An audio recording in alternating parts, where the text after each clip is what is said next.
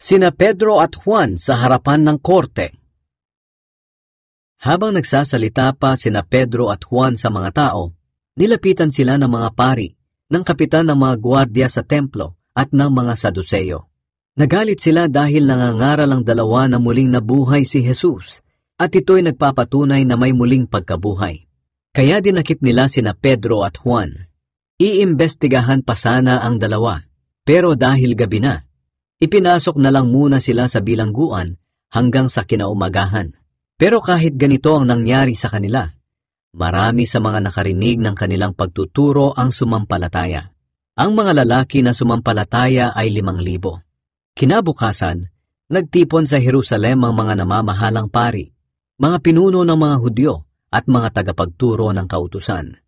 Naroon din si Anas na punong pari, si Caifás, si Juan, si Alexander, at ang iba pang mga miyembro ng pamilya ni Anas. Iniharap sa kanila sina Pedro at Juan at tinanong, "Sa anong kapangyarihan at kaninong autoridad ang inyong ginamit sa pagpapagaling sa taong lumpo?"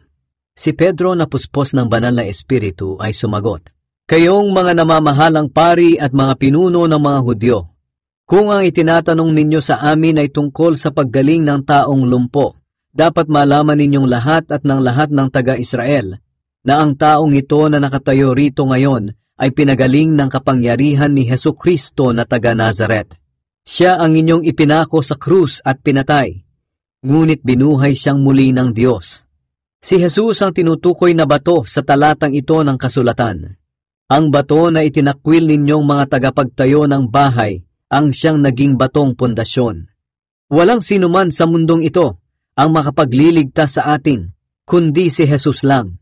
Namangha sila kina Pedro at Juan dahil sa lakas ng loob nilang magsalita, lalo na nang malaman nilang mga karaniwang tao lang sila at walang mataas na pinag-aralan.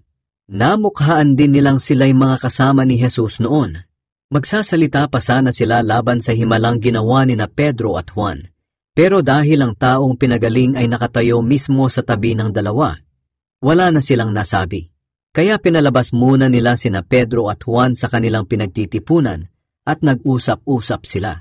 Sinabi nila, "Ano ang gagawin natin sa mga taong ito? Sapagkat kumalat na ang balita sa buong Jerusalem na nakagawa sila ng himala at hindi natin ito maikakaila. Kaya para huwag nang kumalat ang kanilang pangangaral sa mga tao, balaan natin sila na huwag nang magturo tungkol kay Jesus." Ipinatawag nila sina Pedro at Juan at sinabihang huwag na magsalita o magturo tungkol kay Jesus.